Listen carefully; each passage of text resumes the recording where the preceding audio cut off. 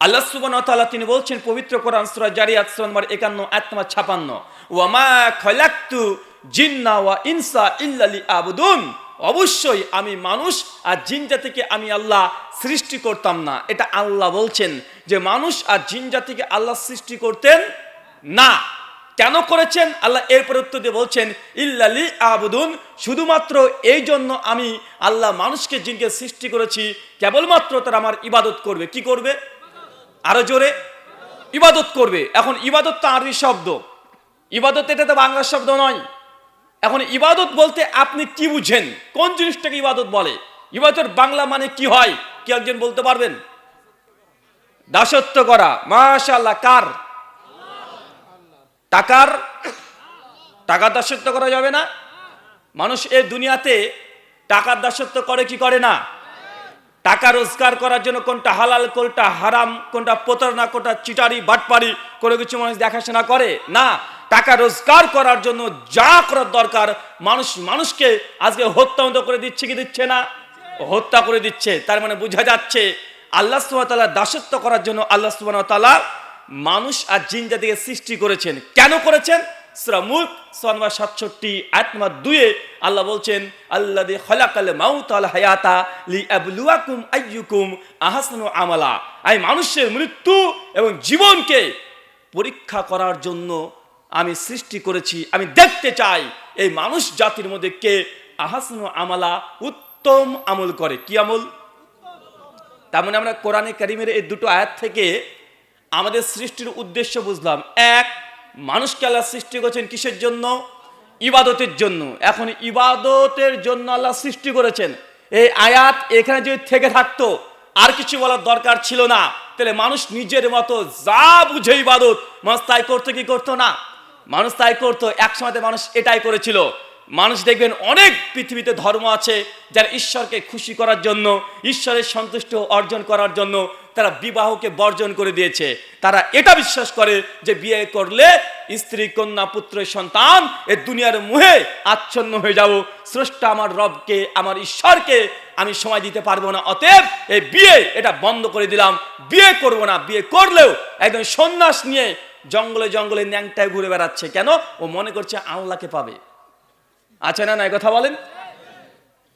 আল্লাহ শুধু যদি করে নিয়ে একটা দিয়ে রাখতো যে মানুষকে তৈরি করেছি ইবাদতের জন্য, তাহলে মানুষ নিজের ইচ্ছে মতো যেটাকে পারলে মনে করে নিজে যে আল্লাহ খুশি হবে তাই করতো। গোটা দুনিয়াতে তাকিয়ে দেখেন এক একজন মানুষ শুধু জান্নাত যাওয়ার জন্য, স্রষ্টাকে খুশি করার জন্য কত রকম কর্ম করছে। নিজের জীবন থেকে বলছে আমি কখনো মাংসই খাবো না। আছে না? নাই। কিছু ভেজিটেরিয়ান আছে তারা বলছে যে স্রষ্টা আমাকে যেমন মানুষের তৈরি করেছে একইভাবে গরু, ছাগল, দুম্বা, ভেড়া প্রাণী এরাও তো একটা প্রাণী, এদের বাঁচার অধিকার আছে। তা আমি যদি প্রাণীকে হত্যা করে মেরে দিই তো এটা পাপ হবে। কিছু কিছু মানুষের বিশ্বাস এটা, এই জন্য তারা প্রাণী মাংস খায় না, শুধু শাকসবজি খেয়ে কষ্ট করে জীবনটাকে পরিচালনা করছে। আছে না? নাই। কেন? উদ্দেশ্য একটাই, আল্লাহকে সন্তুষ্ট করার জন্য। কিছুদিন আগে বাইজিদ বুস্তামি বিখ্যাত ইরাকের সুফিদের কাছে অনেক বড় আল্লাহর ওলি, অনেক বড় আল্লাহর ওলি, তার জীবনী পড়ছিলাম। গুনিয়াতুত তার বইটার নাম হচ্ছে তাজকিরাতুল আউলিয়া। 428 নম্বর পৃষ্ঠাতে একটা ঘটনা লিখছে যে বাইজিদ বুস্তামি তিনি আল্লাহকে পাওয়ার জন্য এত কষ্ট, এত পরিশ্রম করতেন। শীতের সময়ে ঠান্ডা পানি বরফের মধ্যে গোসল করতেন নিজের শরীরকে কষ্ট দেওয়ার জন্য। কি করার জন্য? কথা বলেন। নিজের শরীরকে কষ্ট দেওয়ার জন্য শীতের সময়তে গোসল করতেন, এমনি গোসল করতেন পাগলামি করে। তার মানে সে মনে করছে বাইজিদ বুস্তামি আল্লাহকে পেতে হলে এই শরীরের কোনো মূল্য নেই, শরীরকে কষ্ট দাও তুমি রবকে পেয়ে যাবে। আছে না? নাই। অনেক মানুষ দেখবেন যদি কোনো গুনাহ করে ফেলে, পাপ করে ফেলে, অনেক জায়গাতে আছে আইডিওলজি, এখন পর্যন্ত দেখা যায় যে নিজেদের হাতকে কেটে ফেলছে। কেন? ও মনে করছে আমি অন্যায় করছি, গুনাহ করেছি, নিজেকে এখন কষ্ট দিব, আমার রব আমার প্রতি খুশি হয়ে যাবে। তারা মনে করছে নিজেকে কষ্ট দিলে তওবা দ্রুত কবুল হয়ে যায়। এমনটা আছে না? নাই। আছে।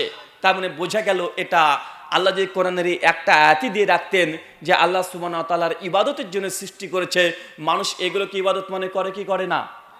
আছে না? নাই। মানুষ নিজেকে কষ্ট দিয়ে মনে করে যে স্রষ্টাকে পেয়ে যাব। অনেক সময়তে না খেয়ে থেকে আগে তো প্রতিযোগিতা ছিল কে কতদিন পানি পান করতে পারবে না ধার্মিকদের মধ্যে। বিশেষ খ্রিস্টান যারা সেন্ট পলের অনুসারী তারা মনে করতেন, তারা এটাকে ইবাদত মনে করতেন, কে কতদিন পানি থেকে দূরে থাকতে পারে, পানি না কে কতদিন জীবন পরিচালনা করতে পারে, তারা মনে করতেন এটাই ইবাদত। কিন্তু আল্লাহ সুবহানাহু ওয়া তাআলা এই জিনিসটাকে ধ্বংস করে দিয়ে কোন একটা আয়াত আল্লাহ অবতীর্ণ করে দিয়ে বলছেন, আমি ইবাদত দেখতে চাই না, আমি দেখতে চাই আহসানু আমালা, কোন ব্যক্তি উত্তম আমল করে। কি আমল? উত্তম আমল। তার মানে এখানে একটা বাইন্ডিং পড়ে গেল, মানে যেমন ইচ্ছা তেমন আর করা যাবে না। এখন উত্তম আমল কোনটা এটা কে বলবে? উত্তম আমল কোনটা কে বলবে? এটাকে আমরা বলে দেব? জি না, এটা আমরা বলতে পারি না। আল্লাহর নবী তিনি বলছেন, সেই মুসলিম হাদিস নাম্বার 1718, মান আমিলা আমালান লাইসা আলাইহি আমরুনা ফাহুয়া রাদ। আমি নবী মুহাম্মদ সাল্লাল্লাহু আলাইহি ওয়াসাল্লাম যে আদেশ করিনি আমার এই উম্মতকে, কেউ যদি সেই আমলটা করে, মান আমিলা আমালান, যে আমলের ব্যাপারে আমি নবী আদেশ করি নাই, কোন ব্যক্তি যদি সে আমলটা করে, ফাহুয়া রাদ, সেটা বাতিল, মানে এটা উত্তম আমল না। উত্তম আমল কোনটা? সূরা হাসর 59 আয়াত 7 আল্লাহ বলছেন, মা আতাকুমুর রাসূলু ফাকুযুহু ওয়া মা নাহাকুম আনহু ফান্তাহু। আমার নবী তোমাকে যা দিয়েছে, যতটুকু দিয়েছে তাকে গ্রহণ করে নাও, আর যা দেয় নাই তার দিকে দৃষ্টি দেবে না, ঘুরেও তাকাবে না। নবী দেয় নাই আপনি করতে পারবেন না, এটা হচ্ছে উত্তম আমল। নবী যে কাজ করেনি আপনি করবেন না, এটাও আমল। কথা বুঝতে পারলেন না? ইবাদত কয় দিক থেকে হয়? ইমাম ইবনে কাইয়িম আয-জাওযানী রাহিমাহুল্লাহ বলছেন, ইবাদতের দুটো অংশ। কয়টা অংশ? দুটো অংশ। এক, আল্লাহকে খুশি করার জন্য আল্লাহ যা আদেশ করেছে ওগুলোকে করবেন, এটা হচ্ছে ইবাদত। দুই, আল্লাহ যেগুলো করলে অখুশি হয়, নারাজ হয়ে যায়, রাগান্বিত হয়ে যায়, আল্লাহ যেগুলোকে হারাম করেছে, নবী যেগুলোকে হারাম করেছে, এই হারাম থেকে দূরে থাকা, এটাও ইবাদত। কয়েকটা উদাহরণ দিলে বুঝতে পারবেন। পবিত্র কোরআনুল কারীমের মধ্যে একাধিক জায়গায় আল্লাহ বলছেন, আকিমিস সালাত, তোমরা নামাজ কায়েম করো, নামাজ পড়ো। এখন কোন ব্যক্তি যদি নামাজ পড়ে, এটা আল্লাহর ইবাদত করলো কি করলো না? এ ব্যক্তি আল্লাহর ইবাদত করলো। একইভাবে পবিত্র সূরা বাকারা আয়াত নম্বর 83 আল্লাহ বলছেন, ইয়া আইয়ুহাল্লাযীনা আমানু, হে বিশ্বাসীগণ, কুতিবা আলাইকুমুস সিয়াম, তোমাদের উপর রোজাকে আমি ফরজ করলাম। কেউ যদি রমাদানের রোজা পালন করে, এটা আল্লাহর ইবাদত কি ইবাদত নয়? ইবাদত। তার মানে বোঝা গেল নামাজ পড়া যেমন ইবাদত, যাকাত দেওয়া যেমন ইবাদত, সিয়াম পালন করা যেমন ইবাদত, ডাকাতি করা ইবাদত কি ইবাদত নয়? হ্যাঁ, ডাকাতি করা ইবাদত নয়? ডাকাতি না করাটাই ইবাদত। কি বললাম? ডাকাতি না করাটাই ইবাদত। সুদ না খাওয়াটা কি ইবাদত। ঘুষ না নেওয়াটা কি ইবাদত। স্ত্রীকে মোহর দেওয়া কি? কনফিউজ হয়ে গেছে, বুঝে কোনটা বলে এখন মোহর বলবো, কারণ আপনি তো নিয়া বাটি, আপনি তো যৌতুক নেন। যৌতুক না নেওয়াটা ইবাদত, মোহর দেওয়াটাও ইবাদত। কথা বুঝতে পারলেন না ভাইজান? আপনি মোহর দিবেন, এটা কি ইবাদত নয়? এটা আল্লাহর আদেশ। সূরা নূর 4:24 নম্বর আয়াত। আর আপনি ওই যে সমাজে প্রচলিত আছে যৌতুক আপনি নিবেন না, এটা কি? এটা ইবাদত। কেন? যেটা হারাম সেটাকে বর্জন করে দেওয়া ইবাদত, যেটা হালাল সেটা নির্দ্বিধায় গ্রহণ করে নেওয়াটাও ইবাদত। আমাদের সমাজে অনেক মানুষকে দেখা যায়, আমরা মোটামুটি নামাজ এগুলো যারা তো করি, আল্লাহ যেগুলো আদেশ করেছেন সেগুলো তো কম বেশি করি, কিন্তু আমরা আটকে যাই ওইখানে। আল্লাহ যেটা নিষেধ করেছে আমরা সেই নিষেধ থেকে বেশি মানুষ আমরা সেটা মানতে পারি না। অনেক মানুষকে দেখা যায় নামাজ পড়ে 5 ওয়াক্ত, তারপরে বিড়ি টানে, আছে না নাই? চাচা বয়স 50 বছর হয়ে গেছে আপনার, একদম 50 বছর, এখনো বিড়ি খেতে দেখেছি আপনাকে। এই আলোচনা শেষ হবে, গাড়ি নিয়ে বের হব, অনেক ভদ্রলোক দেখবো যে বলবে আজকে যা বক্তব্য হলো রে, হেভি বক্তৃতা দিয়েছে, এ বলবে আর বিড়ি টানবে আর যাবে। এটা প্রত্যেক ওয়াজ মাহফিলের শেষে এবং ঢোকার সময় বের হওয়ার সময় এটাই দেখি। আলোচনা শেষ, চলে যাচ্ছি আমরা গাড়িতে করে, ও একদম মুখ সামনে দাঁড়িয়ে আছে, একদম কঠিন ভাবে দাঁড়িয়ে আছে, টানছে আর চলে যাচ্ছে। বলেন তো ভাই এই ওয়াজের কি ফায়দা হলো? এই আলোচনার কি ফায়দা হলো? ভাই আছে না নাই? আছে। মনে রাখবেন আল্লাহ সুবহানাহু ওয়া তাআলার উদ্দেশ্যে খুশি করার জন্য যেমন নামাজ পড়া ইবাদত, একইভাবে আল্লাহ যা হারাম করেছে সেটা ছেড়ে দেওয়া এটাও ইবাদত। অনেক মানুষ আছে যারা ইবাদত করবে, ইবাদত করে জাহান্নামে যাবে। ইবাদত করে জাহান্নামে যেতে হবে। অনেক মানুষের কথা কোরআন কারিমের মধ্যে মজুদ আছে। আপনাকে কয়েকটা ঘটনা বলে বুঝতে পারবেন। সূরা গাশিয়া খুলবেন, সূরা নম্বর 88, আয়াত নম্বর 2 এবং 3 এবং 4 পর পর আয়াতগুলো পড়বেন, বাংলাতে পড়েন। কি বললাম চাচা? সূরা গাশিয়া সূরা নম্বর 88 আয়াত নম্বর 1 2 3 4 পর পর পড়তে থাকেন। প্রত্যেক জুমাতে দেখবেন আহলে হাদিস মসজিদ থেকে বিশেষ করে সূরা গাশিয়া কিরাত করা হয় কি হয় না? কারণ এটাও একটা সুন্নাহ, কিরাতে এটা সুন্নাত। আল্লাহ সুন্নাহ বলছেন আমিলাতুন নাসিবা, এক শ্রেণীর ইবাদত গুজার বান্দা আছে যারা ইবাদত করে করে ক্লান্ত হয়ে গেছে। চাচা কি হয়েছে? ইবাদত করে করে ক্লান্ত। আপনি কখনো হয়েছেন? আমিলাতুন নাসিবা, ইবাদত করে করে ক্লান্ত হয়ে গেছে। প্রতিদান তাসলা নারুন হামিয়া, আমি আল্লাহ ওই ব্যক্তিকে ধরে জাহান্নামে নিক্ষেপ করব। কি বুঝতে পারলেন? কি বুঝতে পারলেন? আল্লাহ কোরআন মাজিদে বলছেন আমিলাতুন নাসিবা, ইবাদত করবে অনেক মানুষ, ইবাদত করে করে ক্লান্ত হয়ে গেছে, মনে করছে আল্লাহকে খুশি করছি, একদম ইবাদত করে চলে যায়।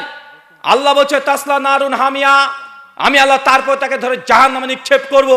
তার মানে আপনাকে এই আল্লাহর এই কোরআনের আয়াতের উপরে বিশ্বাস যদি থাকে, যদি সত্যি আপনি মনে করেন এটা আল্লাহর কোরআনের আয়াত, এরা যদি আপনি একবার জেনে নেন, অন্তর থেকে এই কথা স্বীকার করতে হবে। সমাজে, আমাদের মুসলিম সমাজের মধ্যে এমন কিছু ইবাদত গুজার বান্দা থাকবে, সমাজে এমন কিছু ইবাদত থাকবে যে ইবাদত করেই মানুষকে জাহান্নামে যেতে হবে। এটা আল্লাহর কোরআনের কথা। আপনি হাদিস বললে হয়তো বা ভাবতে পারেন আচ্ছা দুর্বল হতে পারে, কিন্তু এটা যে আল্লাহর কোরআন বলছে, এটা আল্লাহ নিজেই বলছে ইবাদত করে করে ক্লান্ত হয়ে যাবে, তারপরে মানুষকে আমি জাহান্নামে নিক্ষেপ করব।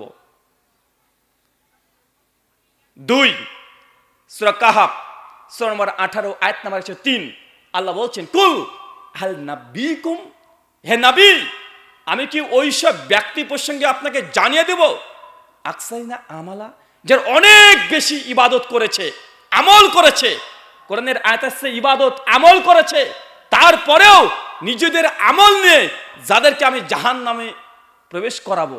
তার মানে বোঝা যাচ্ছে চাচা কঠিন সাবধান থাকতে হবে। এটা ইসলাম। আল্লাহ সদা কোরআন মাজিদে বলে দিচ্ছি স্পষ্টভাবে, মানুষ ইবাদত করে করে ক্লান্ত হয়ে যাবে।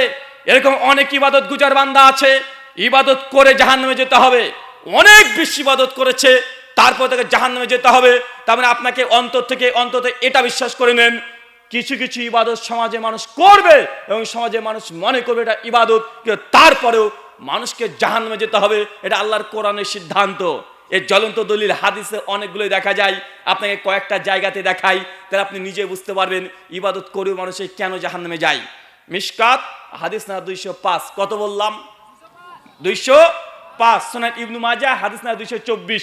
অনেক জায়গাতে হাদিসটা এসেছে, লম্বা হাদিস, আমরা সকলেই জানি। কিয়ামতের মাঠে আল্লাহ সুবহানাহু ওয়া তাআলা 3 জন ব্যক্তিকে সর্বপ্রথম উত্তোলন করবেন, তুলবেন। কয়জন? 3 জন। একজন হুজুর, এই হাদিস তো জানেন না ভাইজান? একজন হুজুর, আর একজন কি দানবীর, আর একজন শহীদ। দানবীরকে তুলবেন, তুলে আল্লাহ বলবেন যে দেখো তোমাকে দুনিয়াতে তুমি কোটি কোটি টাকা দিয়েছিলাম, এই টাকা দিয়ে কি করেছো? ও গর্ব করে আল্লাহ বলে আল্লাহ তুমি যেমন দুনিয়াতে টাকা দিয়েছিলে, সম্পত্তি দিয়েছিলে, আল্লাহ এমন কোন মানুষ নেই যে আমার কাছে দান চেয়েছে, সাদাকা চেয়েছে, আমি দিই নাই। মানে আপনাকে ব্যাখ্যা করে বলছি, হাদিসের ভাব অর্থ এমনটাই হচ্ছে। ওবায়দুর রহমান মরপুরি রাহিমাহুল্লাহ তিনি বলছেন সে বান্দাকে যখন কিয়ামতের মাঠে তোলা হবে, সে অহংকার করে গর্ব করে আল্লাহ বলে আল্লাহ তুমি যেমন দুনিয়াতে আমাকে টাকা পয়সা সম্পত্তি দিয়েছিলে, আমিও যে দান চেয়েছে তাকে দান করে দিয়েছি। দেখো দুনিয়াতে আমার নামে মসজিদ আছে, আমার নামে মাদ্রাসা আছে, আমার নামে এতিমখানা সব চলছে। আল্লাহ তখন বলবেন আনতা কাযাবতা, আরে মিথ্যাবাদী, তুই মিথ্যা কথা বলছিস, তুই এগুলো করেছিস ঠিক, তবে তুই আমাকে সন্তুষ্ট করার জন্য, খুশি করার জন্য এই একটা ইবাদত করিসনি। তুই তো ইবাদত করেছিলি মানুষ থেকে দানবীর বলবে, এটা শোনার জন্য। চেয়ে দেখ দুনিয়াতে মানুষ থেকে এখনো দানবীর নামে চেনে, সবাই তো দানের কথা এখনো বলে যে তুই এই মসজিদটা তৈরি করে দিয়েছিস, আনতা কাযাবতা, তুই মিথ্যাবাদী, তুই আমাকে খুশি হওয়ার জন্য কিছু করিসনি, যা চেয়েছিলি দুনিয়াতে তাই পেয়ে গেছিস। ফেরেশতা একে ধরে জাহান্নামে নিক্ষেপ করো। বিশ্রী একটা রঙের ফেরেশতা চলে এসে তাকে ধরে উল্টে টানা হেঁচড়া করতে করতে জাহান্নামে উল্টো করে ফেলে দিবে। এ হচ্ছে দানবীর। কাকে ফেলছে চাচা? দানবীর। আমিলাতুন নাসিবা, ইবাদত করে মানুষ জাহান্নামে যাবে। আল্লাহ বলছেন, দেখেন দান করা এত ফজিলত, দানের যা ফজিলত হাদিস কোরআনে এসেছে, আপনি আশ্চর্য হয়ে যাবেন। দানের এত ফজিলত, সে বুখারী খুলে দেখেন, আল্লাহ নবী বলেছেন সাদকাতু বুরহান, দান হচ্ছে দলিল। জান্নাতে যাওয়ার জন্য দলিল লাগবে। কিয়ামতের মাঠে আপনার হাতে কিছু দলিল প্রমাণ থেকে যাবে, আপনি আল্লাহকে সেদিন বলতে পারবেন। জান্নাতের দরজার সামনে গিয়ে আপনি অপেক্ষা করবেন, একদম দলিল নিয়ে ফেরেশতাকে বলতে পারবেন, এই যেখানে আমি দান করেছি দুনিয়াতে, এটা হচ্ছে আমার দলিল, আমি জান্নাত যাব। কেন? নবী বলেছে সাদকাতু বুরহান, দান হচ্ছে দলিল। তারপরে হাদিসের ভাষা থেকে বোঝা যায় দান করলে জান্নাতের টিকিট পাওয়া যায়। কি পাওয়া যায় কথা বলেন? কেউ যে দান করে, সাদকাতু বুরহান, দান হচ্ছে দলিল, এই দলিল দিয়ে আপনি জান্নাত যেতে পারবেন। এখন আপনাকে যদি বলা হয় দুনিয়াতে কোনো সম্পত্তি জোর করে দখল করতে হলে ভাই দলিল লাগে কি লাগে না? এই বাড়ি আপনার প্রমাণ কি? দলিল আছে। মাদ্রাসা আপনার প্রমাণ কি? দলিল আছে। গাড়ি আপনি দাবি করলে প্রমাণ লাগবে, দলিল। দুনিয়াতে সম্পত্তি দখল করলে একটা যেমন দলিল লাগে, জান্নাতের দলিল যদি আপনি পেতে চান, আর সাদকাতু বুরহান, দান হচ্ছে দলিল।